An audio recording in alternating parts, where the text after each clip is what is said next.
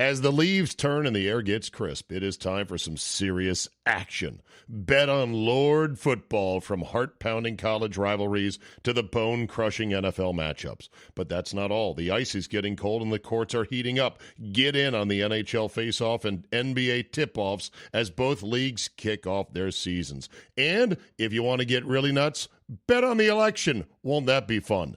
If you've been waiting for the right time to get in, the time is now. Make your winning move today. Sign up at mybookie.ag. Use promo code CZABE, Charlie, Zulu, Alpha, Bravo, Echo, to be eligible for all promotions. Once again, promo code CZABE to get in on the sweet action. Bet anything, anytime, anywhere with MyBookie. You know, when you give someone a gift, you want them to enjoy it immediately.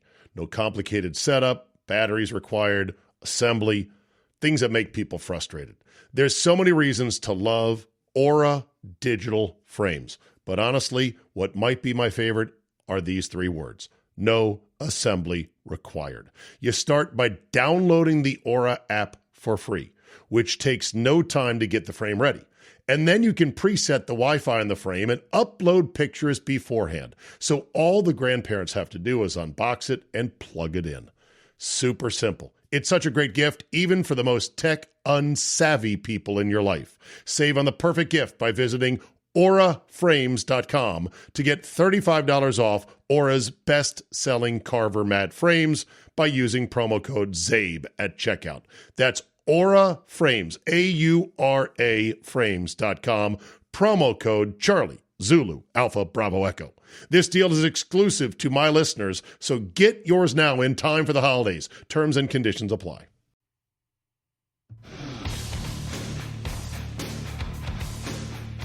Today, plausibly live, it's the CzabeCast.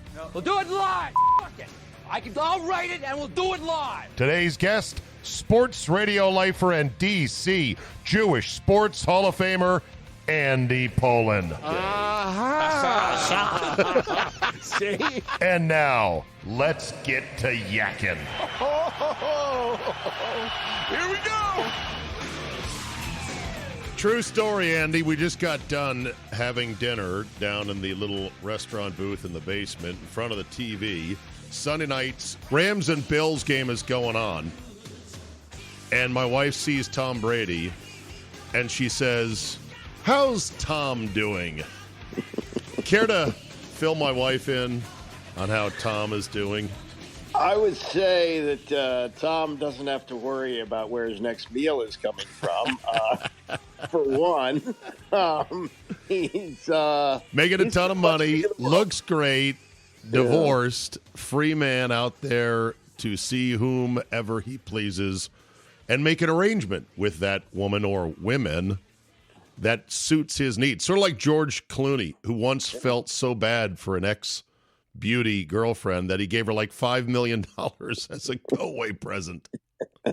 Yeah, just don't make it messy. Here's $5 million. I'm George Clooney. You know, funny you were saying that. I was thinking about this.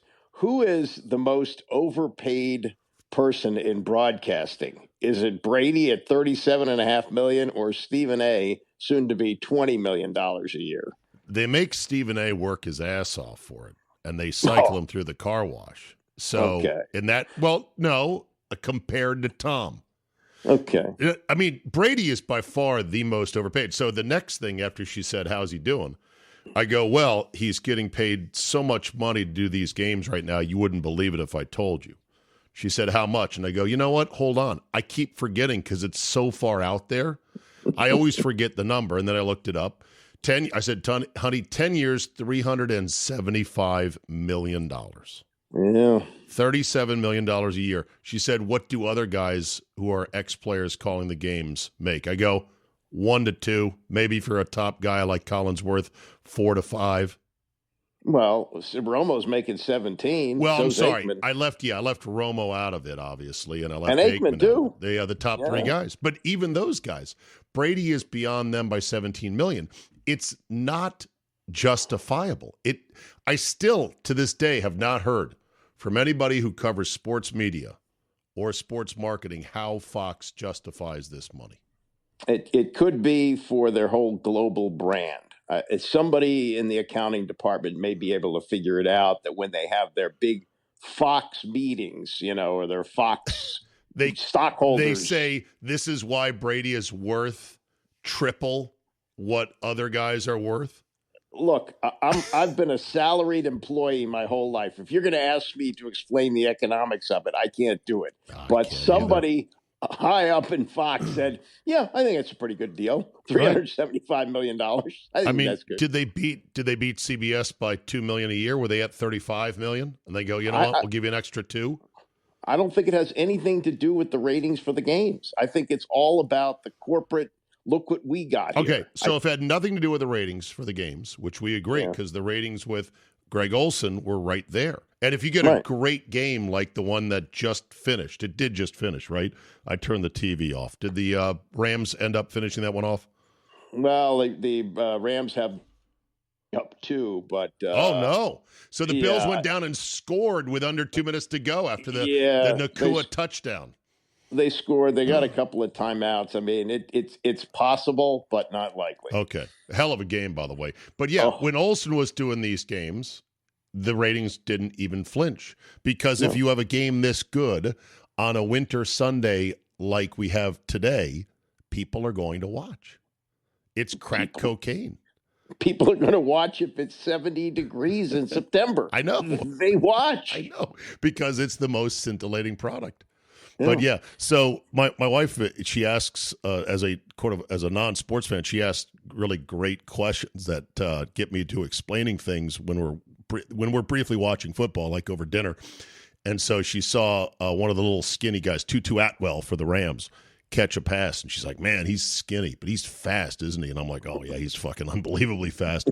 She says, "Do those guys also run track?" And I said, "Well, a lot of them do and did probably, but as soon as they got a taste for football, and if they could stomach the violence of it, they focus on that, because that's where the millions are, not in track." Is that a good answer, Andy? Well, I mean, there's like 2 or 3 really elite track people, whereas in football, there's a lot. You can be Tutu Atwell and make a nice living as wide receiver 3 on the Rams. Right. Exactly.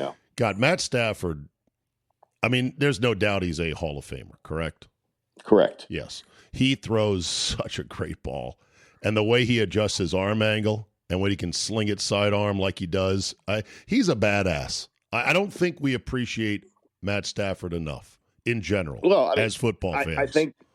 I think between coach and quarterback, you got a team here that really isn't playoff worthy, but now is going to be 7-6, and they stay. This was supposed to be tear down, rebuild, and they're still relevant. It's remarkable. Right. Well, but now that they got everybody healthy, they got Kyron Williams back, they got Kupp and Atwell on the field at the same time.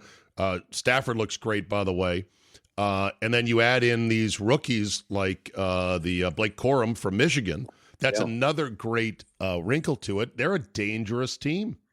So, by the way, can I just add this in anecdotally? Yes, please. It just seems to me, watching the Red Zone channel, and I watched 7 hours of commercial-free football today because the Commanders are off. Right. The running back position is making something of a comeback. It's back, baby. It's coming back. Yeah. The 3 biggest free agents this offseason are all kicking ass for their new teams.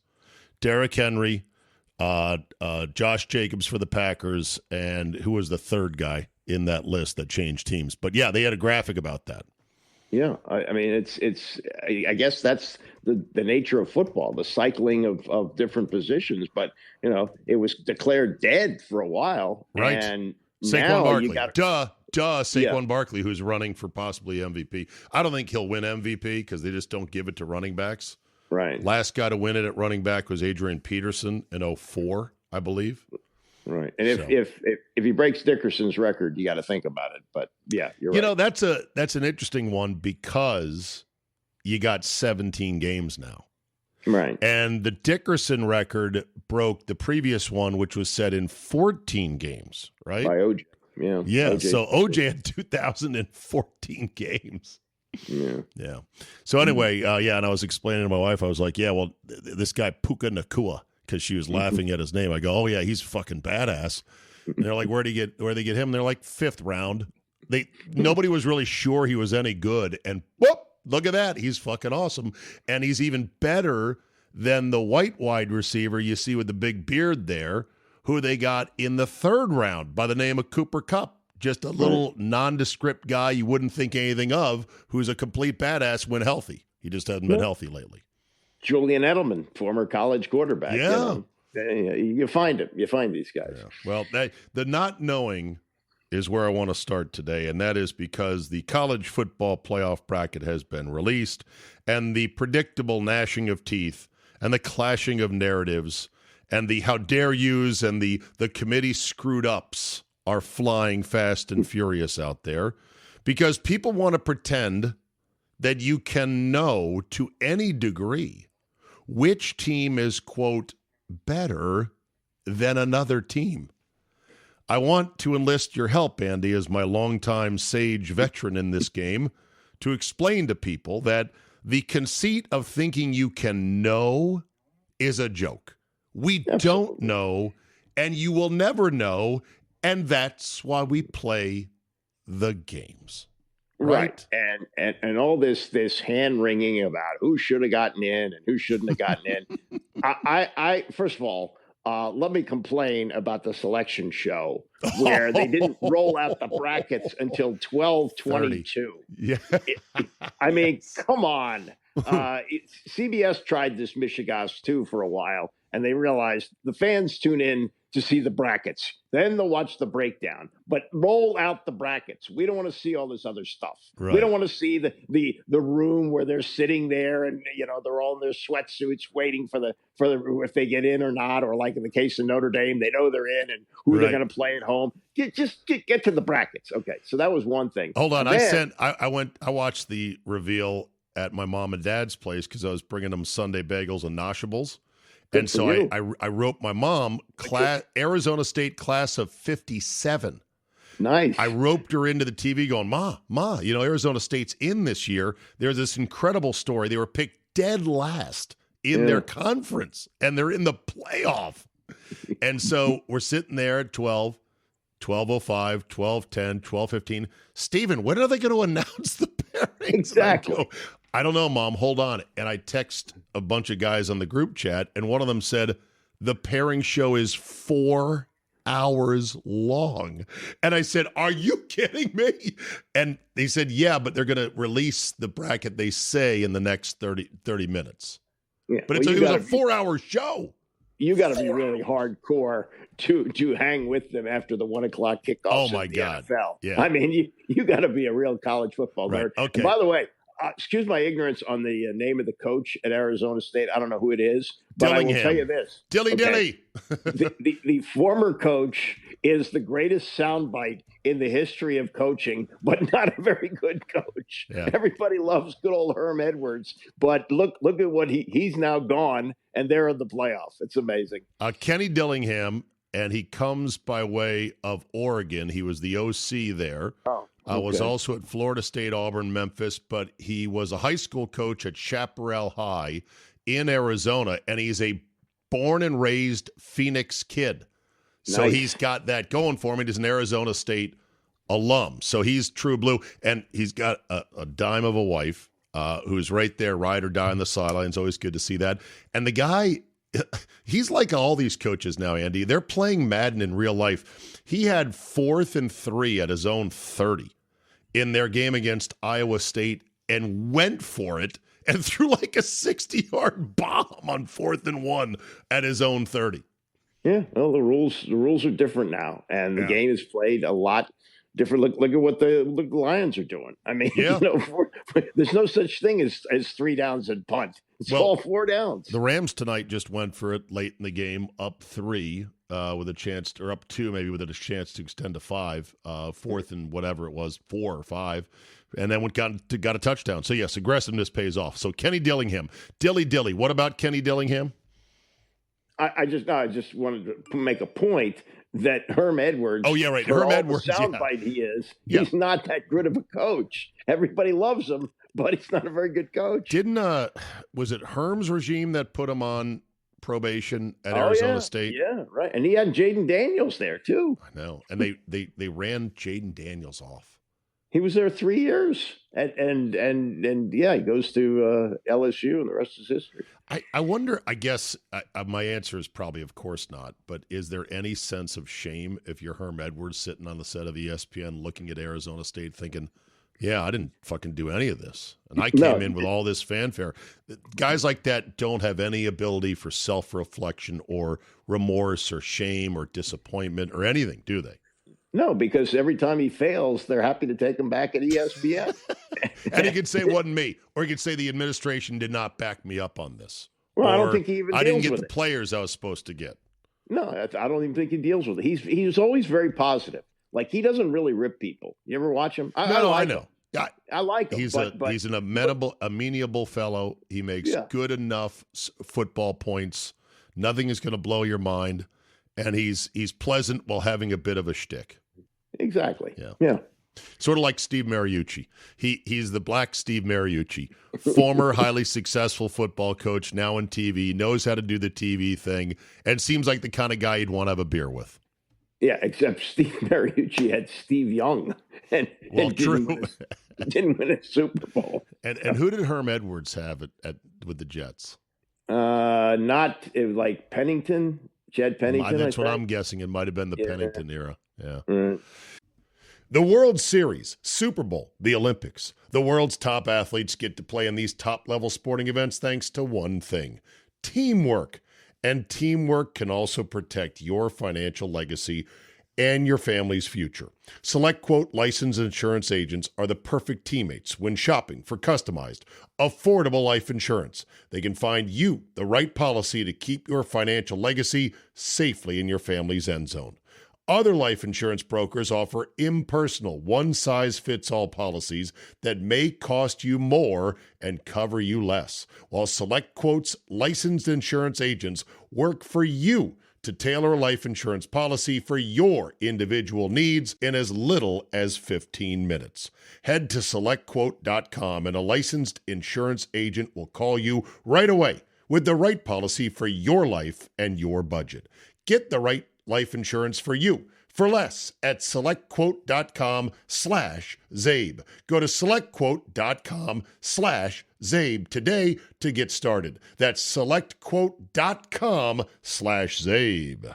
Hiring with Indeed, your search is over. Indeed is your matching and hiring platform with over 350 million global monthly visitors and a matching engine that helps you find quality candidates fast. Ditch the busy work. Use Indeed for scheduling, screening, and messaging so you can connect with candidates faster. Indeed's matching engine leverages over 140 million qualifications and preferences every day, constantly learning from your preferences. The more you use Indeed, the better it gets. Join more than 3.5 million businesses worldwide that use Indeed to hire great talent fast. And listeners of this show will get a $75 sponsored job credit to get your jobs more visibility at Indeed.com/Czabe. Just go to Indeed.com/Czabe right now and support our show, saying you heard about Indeed on this podcast. Indeed.com/Czabe. Terms and conditions apply. Need to hire? You need Indeed. As the leaves turn and the air gets crisp, it is time for some serious action. Bet on Lord football, from heart-pounding college rivalries to the bone-crushing NFL matchups. But that's not all. The ice is getting cold and the courts are heating up. Get in on the NHL face-off and NBA tip-offs as both leagues kick off their seasons. And if you want to get really nuts, bet on the election. Won't that be fun? If you've been waiting for the right time to get in, the time is now. Make your winning move today. Sign up at mybookie.ag. Use promo code Czabe, Charlie, Zulu, Alpha, Bravo, Echo, to be eligible for all promotions. Once again, promo code Czabe to get in on the sweet action. Bet anything, anytime, anywhere with MyBookie. Anyway, speaking of coaches, real quick, and we will get back to the college football playoff. I got more stuff to talk about that in a second. But you see where Belichick is circling the North Carolina job? Yes, and my take on this, I think, is going to prove to be right. And not to get political here, but what Joe Biden did as a dad, I think Bill Belichick is doing as a dad here. You know, his son is an assistant coach at Washington, and and he might be saying to them, I'll take this. I'm bringing in my son as whatever he is, defensive or offensive coordinator, with a 2-year plan in succession. Are you saying it's a good thing he's doing for his son like Joe Biden, or a bad thing he's doing for his son like Joe Biden? I think it's a bad thing that he would be doing. But I also think that you, as a dad, you do things first. And as a dad, I would do the same thing Belichick is doing. Yeah. Every coach that came through when you or I were doing our afternoon show on 980 brought their kids. Yeah. Norv, Spurrier, Marty, Gibby, all of that. Shanny. Yep. Well, Shanny's kid's pretty good. Well, he's pretty good, although he's under a lot of fire in San Fran. They just blew the doors off the Bears today, by the way. Embarrassing for their interim coach. I guess that's going to take some of the steam out of hey, let's give Thomas Brown the head coaching job. Not after they laid an egg today. They're going to have to rethink that one. But, yeah, the nepotism in the NFL is just balls to the wall and shameless, like literally shameless. They allow it, so why not? And Kyle has done well. He works hard at it. But he grew up in his dad's hardware store. I understand. Well, but doesn't that help?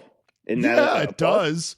It does. The only guy that grew up in the hardware store that turned out to suck is David Shula. David Shula was a disaster. Yeah, David Shula. But did David Shula ever work with Don? I'm not sure. He had to have early on. I guess so, yeah. He played a year in the NFL, but he was like a head coach at like 30, 31, something like that. Yeah. So back to so first of all, on the Belichick thing, does it surprise you that a guy who has won 6 Super Bowls and is a legend in the NFL would scrape around and take a Donnie Brasco breaking open parking meters job like North Carolina? Or he's just putting his name out there connected with coaching because the burners are cool in the NFL. I don't know. Or he just loves to coach. And as good as he's been in media, and I think he's been good, would you agree?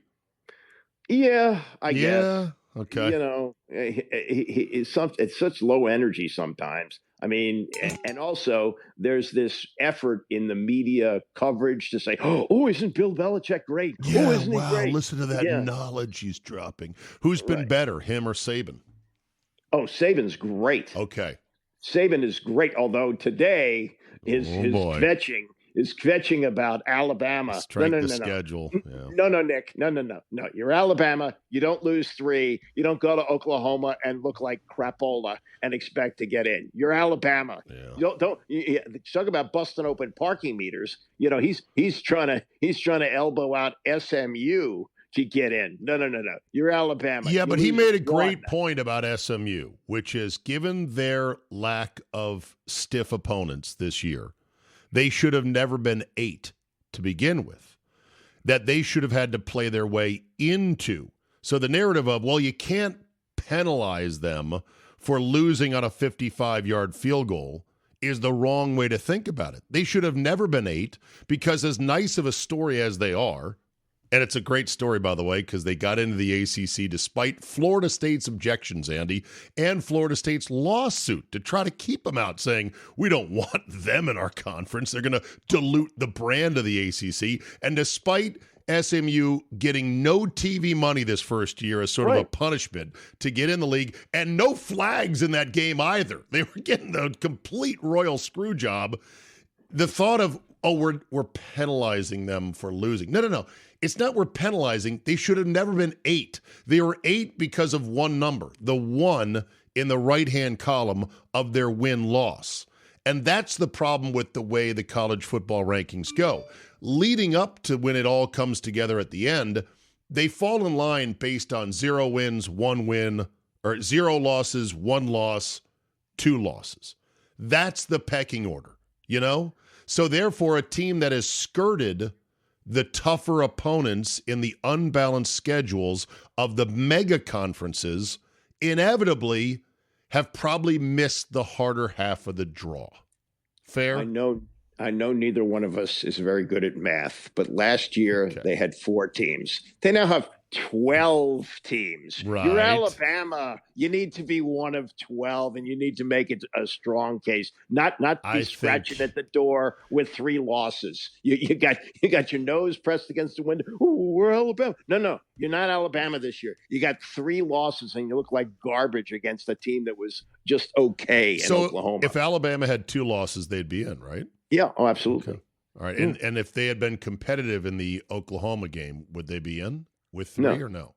No. 3 losses. Okay. 3 losses. I don't get hung up on the losses because they've got 3 top 25 wins because they had, I think, one of the top 5 schedules in the country. And it needs to be noted, they get everybody's best shot.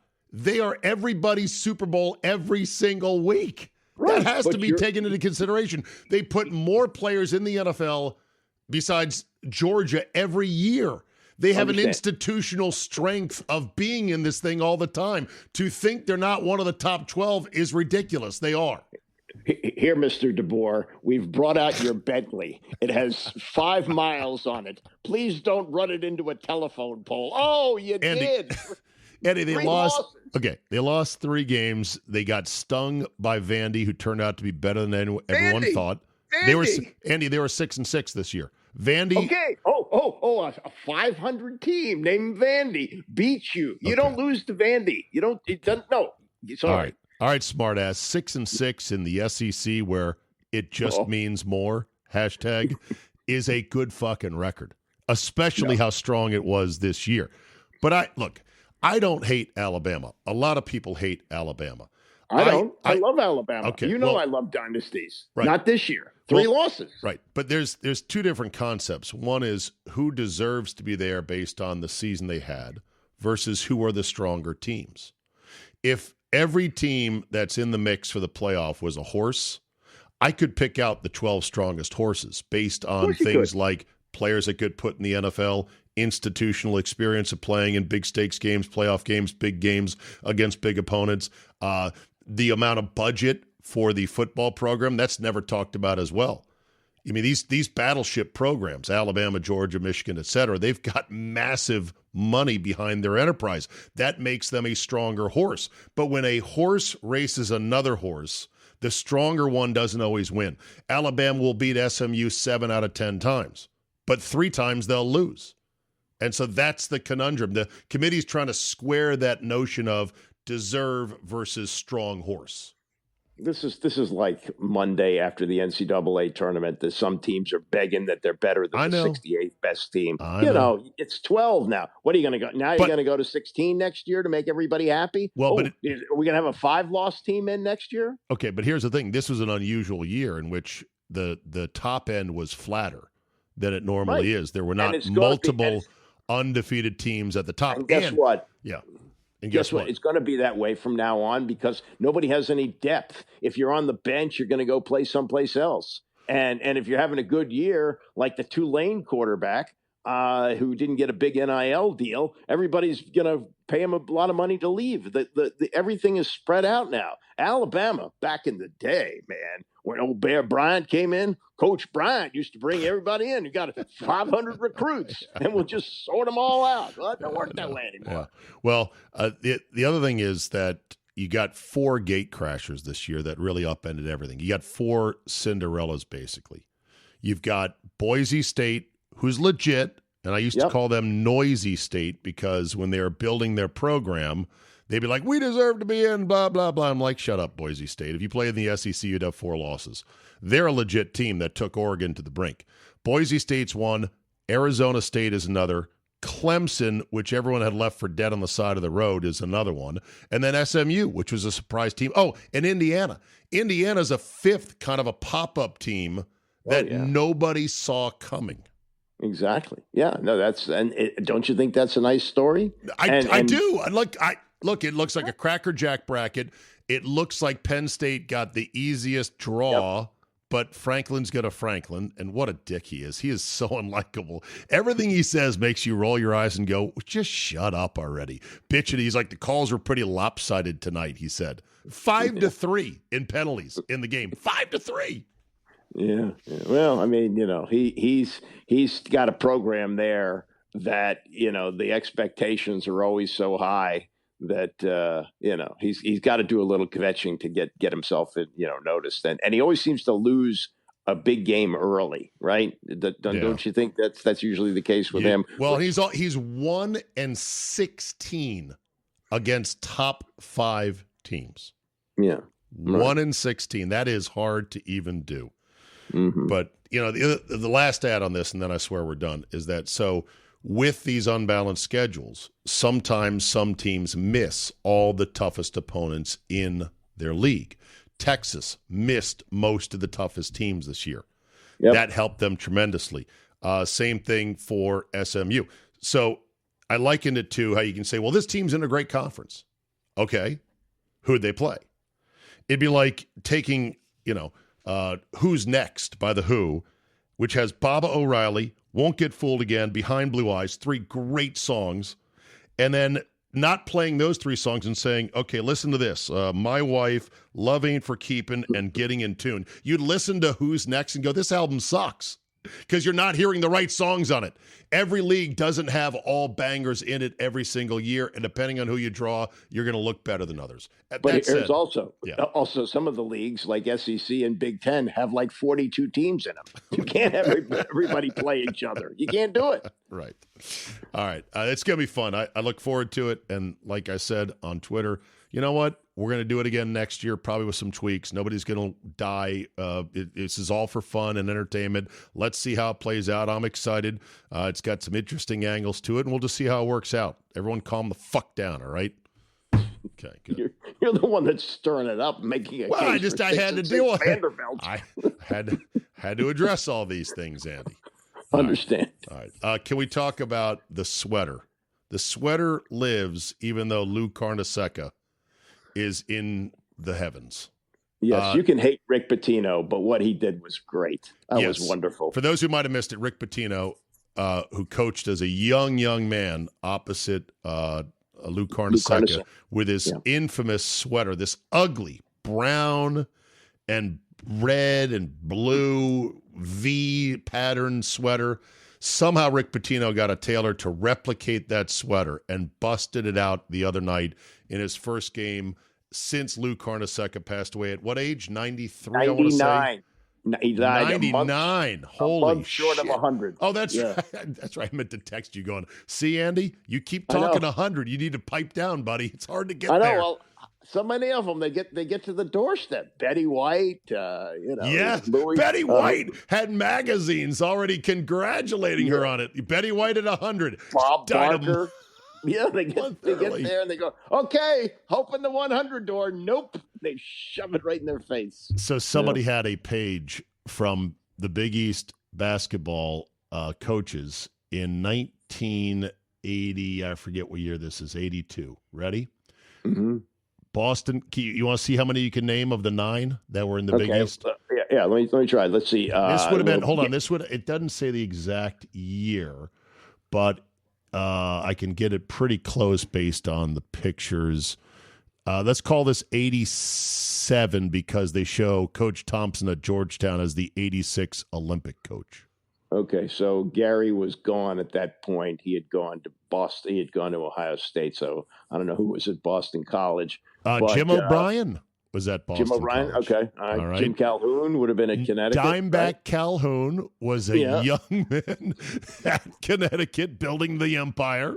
Louis was at St. John's. Was Villanova. Still at Raleigh Massimino? Raleigh Massimino, Syracuse. Bayheim, of course, Seton Hall. Seton Hall. That was PJ Carlissimo. PJ Carlissimo. That took him to the final in '89. Yeah. Right. If I send you the photo of PJ Carlissimo in '87 at Seton Hall, you would say, that's not PJ. That's not PJ Carlissimo. Coaching did a number on him, turned his hair gray right away, and made him a much angrier looking guy. He was clean shaven as well. At the time. He was? I thought he had the beard there. I can't see it in this photo. I just sent you the picture. You can look at it on your phone if you don't mind. Pittsburgh. I was in New York at that time, so he was frequently on the fan. He liked to talk. All right, Pittsburgh, you probably won't get. Pittsburgh was, I'm not sure. Paul Evans. He's still there because he later coached at Navy. Yep. Paul Evans at Pittsburgh, and then Rick Pitino at Providence. But holy shit. Calhoun, John Thompson, Pitino, Carnesseca, Boeheim, Carlissimo, and Massimino. Yeah, I covered the God, those were the days. I covered the Final Four in Lexington in '85, and it was 3 teams from the Big East. It was Georgetown, St. John's, and Villanova, which knocked off Georgetown. And I remember Louis' team, they had played Georgetown twice during the season, maybe not in the Big East final, but twice, of course, in the home and home. And they got beaten pretty badly, but he was just so gracious. And he said, it was just such an honor to coach in the Final Four. And he said, Georgetown, this is after the semifinal win. He says, this is one of the great teams of all time. He says, you compare them to like the Indiana team that went undefeated. They're that good. And then the following night, Villanova won. It was crazy. Also, what was great is that at that time, late 80s, cable TV had come to prominence. And most households were starting to have it, right? And well, that's how they built the conference. I know, right? Yeah. But ESPN would take all the college games they could because they needed the programming, and there was a lot of games on TV, Andy, but there was not too many. It was just the right number. There was Big Monday with a triple header. There was like another game or two later on in the week. And then, of course, you had your weekend games that would be on the network, CBS and whatnot. And so it was the right amount of games. Now every game is on, but you got to go find them or pay for them on Peacock or Paramount Plus or Hulu this. Yeah. I want to go back. I want to go back to 87. Well, I don't think you'd like it because there's not enough technology then. And you wouldn't have to be returning things to Best Buy every other day. I don't think you'd like that. What year in sports would you like to teleport back to right now? That's a good question for listeners as well. You want to email me? I think it'd be somewhere around 90, 91. Be the perfect year. That was like right around when I think sports peaked. For me, it was the 72 season for the Washington Redskins because my fandom... Stone Ages! Understand, but when you're 14 years old, nothing matters more than sports. As you get older, you got problems, you got other things to worry about. But when you're 14, that's it. So I believe you call it Michigas. Well, yeah. Or Cirrus. Well, you got that too. Cirrus, Michigas. You've learned well. You've learned at my knee very well. So. Learned just enough to be dangerous. All right. Go, boy. You're back in the saddle. Commanders enjoyed their bye. The last week of byes in the NFL. We're done with those. So make the push. We're heading towards a possible Commanders-Packers playoff game. You know that. Would it work that way? I thought it's possible. I thought the higher seed would be division. Yeah, but I thought the wild cards would play at division winners. Oh, no? You're right. No, you're right. Yeah. We would not. No. Yeah. Fuck. Never mind. Okay. Another year. All right, Andy. Oh, yeah, we didn't even talk about the logo making a tepid return, it looks like. I think we touched on it last week. But it looks like the latest reading was they're going to let them use it for alumni, for those who were Redskins. And they're going to let them, wear that logo and say the word when they're talking about their careers. Because they trotted out Darryl Green in a Commander's logo. And he called him a Commander. They're like, this is dumb. So. Yeah, they did that with Sonny, too. It was bad. Didn't like it. All right. Andy, we'll talk to you next week. Thank you. All right, Jay. Take care. See ya.